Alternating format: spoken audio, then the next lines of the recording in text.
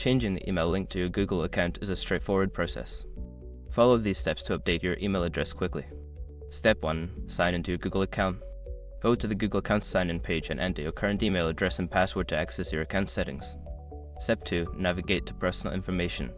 Once signed in, look for the Personal Info section in the left-hand menu. Click on it to view your account details. Step 3. Find the Email section. Scroll down to the Contact Info section and locate the email option.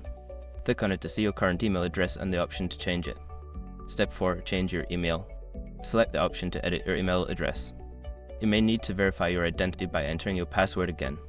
Follow the prompts to enter your new email address. Step 5. Confirm the change.